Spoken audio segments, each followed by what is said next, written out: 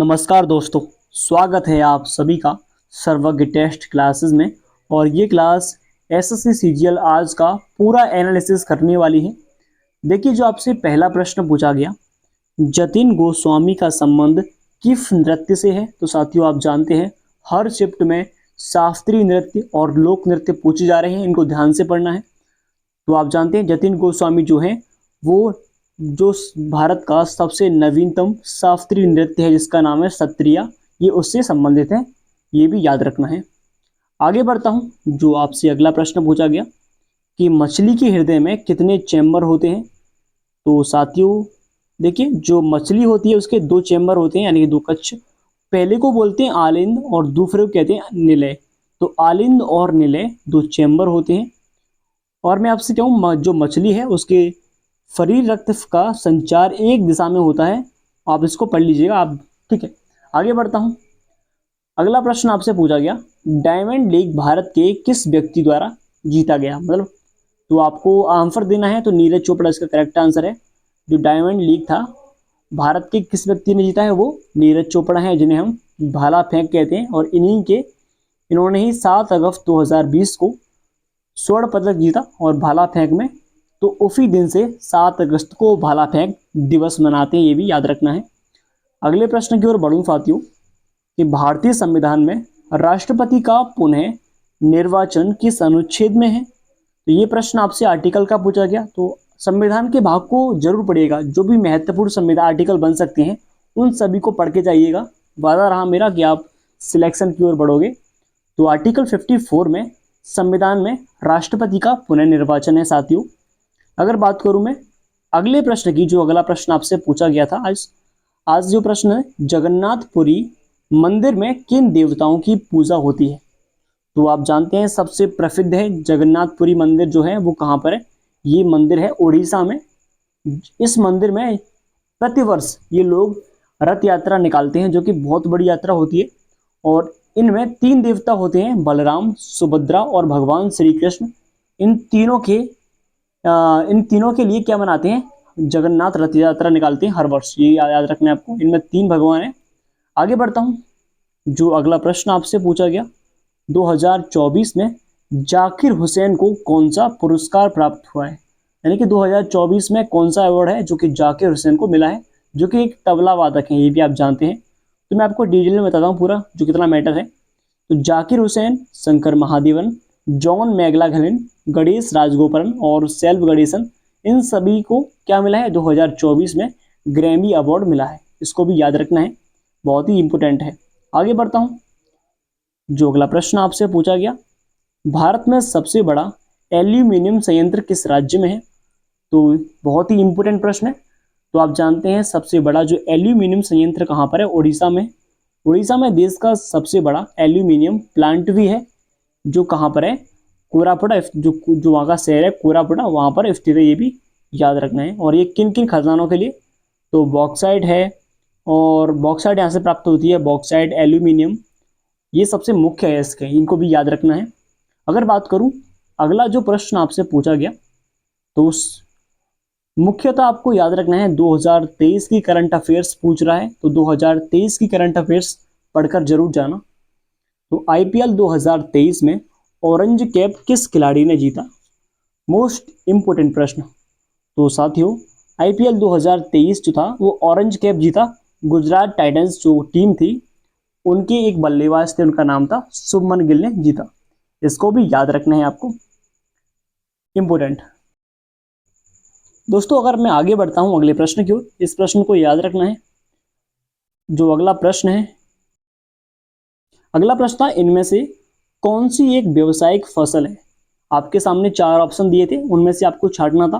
तो देखिए यहाँ पर मैंने पूरा लिखा है, जिन फसलों को मुख्य रूप से बेचने के लिए उगाते हैं उसे क्या कहते हैं, उन्हें हम फायदा मिलता है उससे, उसे हम व्यावसायिक फसल कहते हैं।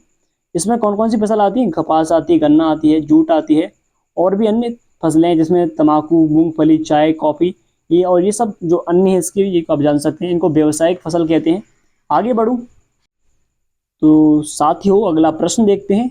हर प्रश्न को पढ़ना है आपको, आपकी परीक्षा की दृष्टि से बहुत इंपॉर्टेंट है। 1909 में भौतिकी का नोबेल पुरस्कार किसको प्रदान किया गया था। तो साथियों आप जानते हैं इनका नाम था गुगलो मार्कोनी था। इनको 1909 में जो फिजिक्स है, फिजिक्स का नोबेल पुरस्कार मिलता है, ये भी आपको याद रखना है। इनसे इनको सम्मानित किया था, इसको पढ़ लेना आप, ठीक है। जो कार्ल फ्रेडरिक बोन है, इनको मिलता है 1909 में, ठीक है। आगे बढ़ता हूँ। अगला प्रश्न आपके सामने आया था कि पीएम कौशल विकास योजना का संबंध किससे है। तो साथियों जो प्रधानमंत्री कौशल विकास योजना है, ये स्टार्ट होती है 2015 में, ठीक है। और इसका जो उद्देश्य था वो देश के युवाओं को उद्योग से जुड़े कौशल प्रशिक्षण प्रदान करना था, ये भी आपको याद रखना है। और इसको हम, इस योजना को स्किल इंडिया की प्रमुख कौशल विकास योजना माना जाता है, ठीक है। अगर बात करूं मैं अगले प्रश्न की, इसको आप समझ सकें इसका उद्देश्य क्या था और इसको कब स्टार्ट किया, 2015 में, ठीक है। जो अगला प्रश्न आया था, फियरलेस गवर्नेंस पुस्तक के लेखक कौन है। जो फियरलेस गवर्नेंस पुस्तक है, तो इसका सीधा सीधा आंसर है सरोजनी नायडू। पुस्तक का भी एक प्रश्न आ रहा है, इसलिए आपको पुस्तक भी पढ़नी है और वंश पढ़नी है। वंश से आता है मंदिर है, स्टैटिक जीके है, इन सभी को पढ़ना है, ठीक है। नेक्स्ट प्रश्न आपके सामने अनुच्छेद 23 से संबंधित है। प्रत्येक शिफ्ट में एक एक दो प्रश्न आर्टिकल से आ रहे हैं, आर्टिकल को जरूर पढ़िएगा। तो आर्टिकल 23 जो है मानव तस्करी पर रोक लगाता है, यानी कोई भी एक दूसरे मनुष्य के जो अंग है उनको नहीं बेच सकता है, उनकी तस्करी नहीं कर सकता है, आर्टिकल 23।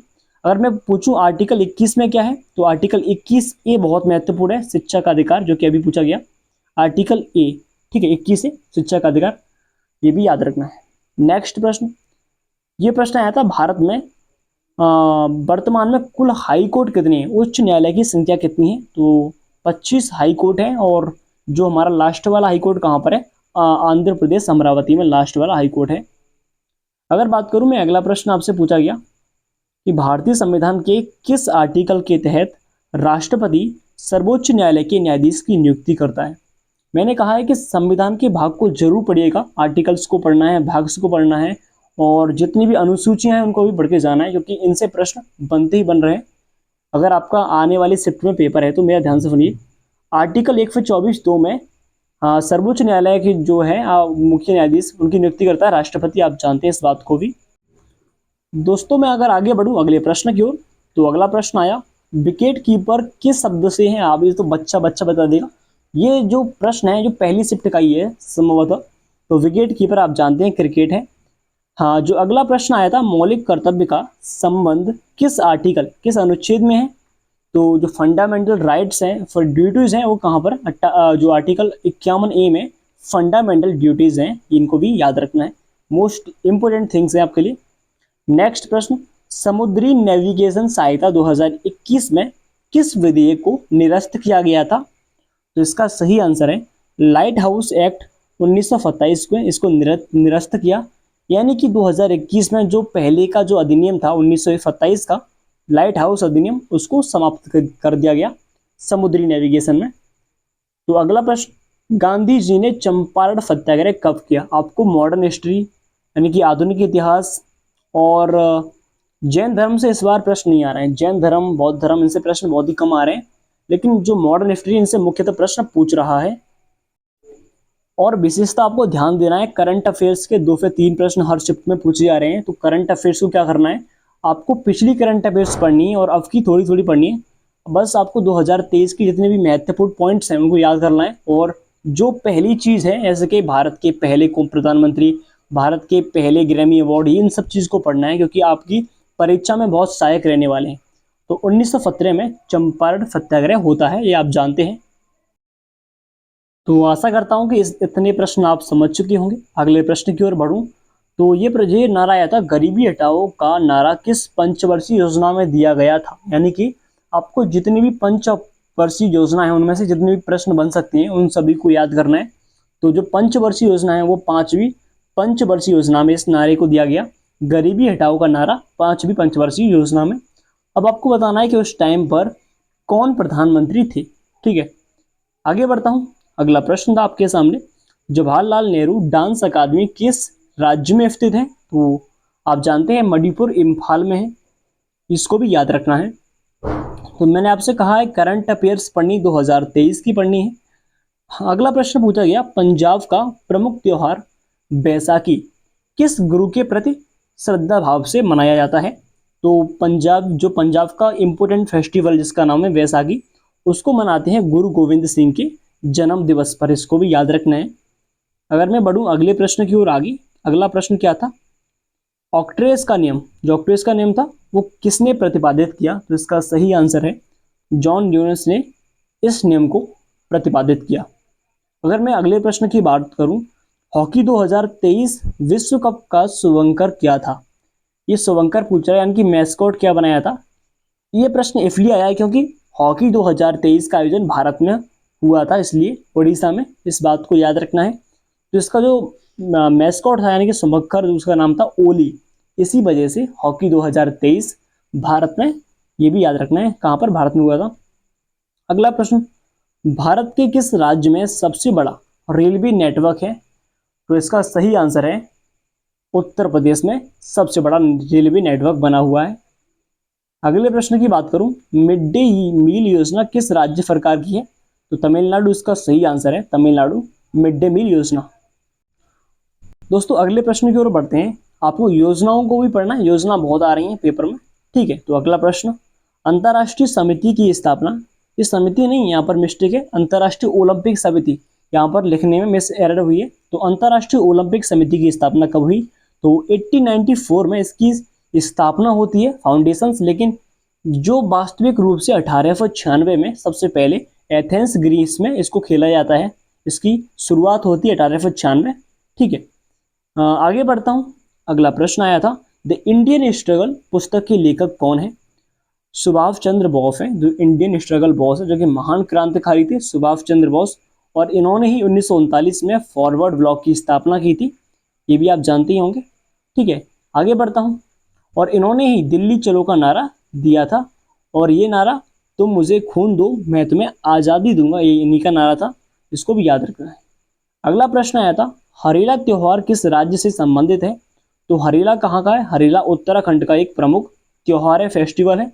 और हरेला जो है इसको क्या बोलते हैं, जे उत्तराखंड का हरेला। अगर हरेली पूछे, हरेली त्योहार कहाँ का है, हरेली, तो वो कहाँ का होगा? छत्तीसगढ़ का एक प्रमुख त्योहार होगा, इसको भी याद रखना है, बिल्कुल भी कंफ्यूजन नहीं करनी है, ठीक है। अगले प्रश्न की ओर बढ़ूं, भारत और पाकिस्तान के बीच कौन सी नदी सीमा बनाती है? तो रावी नदी इसका करेक्ट आंसर है, जो कि भारत और पाकिस्तान के बीच में ज्वाइंटेबल है, ठीक है, इसको भी याद रखना है।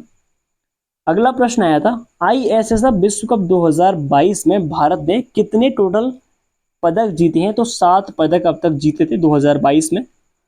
2022 के भी एक दो प्रश्न डाल रहा है, कभी कभी किसी शिफ्ट में, कभी कभी शिफ्ट में, तो आपको ध्यान देना है, जो पिछली करंट अफेयर्स उसको अधिक पढ़ना है, समझना है।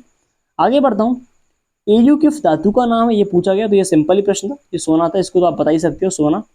आगे बढ़ता हूँ, गौतम पुत्र सतकर्णी किस वंश के महान शासक थे? वंश से प्रश्न 100% आ रहा है, तो वंश को आपको पढ़ के जाना है। तो जो सातवाहन वंश है, इनके महान सम्राट थे, उनका नाम था गौतम पुत्र सतकर्णी, इनको भी याद रखना है।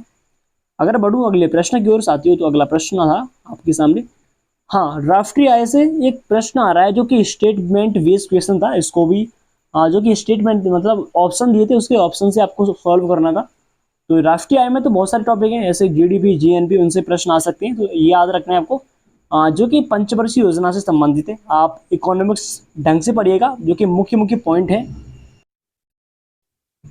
ठीक है, ये आप याद रखना है आपको। आगे बढ़ता हूँ, ये पूछा गया कि CAG का भारतीय संविधान में उल्लेख है, किस आर्टिकल में है? CAG का मतलब होता है कंप्ट्रोलर अटॉर्नी जनरल, यानी कि हिंदी में कहते हैं लेखा महानियंत्रक परीक्षक, जो कि अनुच्छेद 148 में आता है, ये आप जानते हैं भारतीय संविधान में। अगला प्रश्न की बात करता हूँ, फतेह प्रथा का अंत किस वायसराय ने किया? ये प्रश्न कल का है, कल के प्रश्न 2-3 प्रश्न आ चुके हैं इसमें, ठीक है। तो फतेह प्रथा का अंत जो है 1829 में किया गया था, और उस टाइम पर जो वायसराय थे वो विलियम बेंटिंक थे, ये भी आपको याद रखना है। और राजा राम मोहन राय के प्रयासों से इस प्रथा को बंद किया गया था, ये भी आप भली भांति जानते ही होंगे। अगर बढ़ूं मैं अगले प्रश्न की, ये प्रश्न भी कल का है, अकबर का मकबरा कहाँ पर स्थित है? तो बहुत इजी है और इम्पोर्टेंट प्रश्न है। तो अकबर का मकबरा कहाँ पर है? उत्तर प्रदेश के सिकंदराबाद, यहाँ मतलब कि सिकंदराबाद जो कि आगरा जिले में पड़ता है, इसको भी याद रखना है। तो आज के लिए इतना ही काफ़ी है, कल का ये प्रश्न है। थैंक यू सो मच, मिलता हूँ अगली क्लास के साथ। क्लास कैसी लगी कमेंट में बताइएगा। अगर आपको इसका PDF चाहिए तो आप जा सकते हैं, डिस्क्रिप्शन बॉक्स में टेलीग्राम लिंक मिल जाएगी, वहाँ से ज्वाइन कीजिएगा। धन्यवाद, आपका दिन शुभ हो। जय हिंद, जय भारत।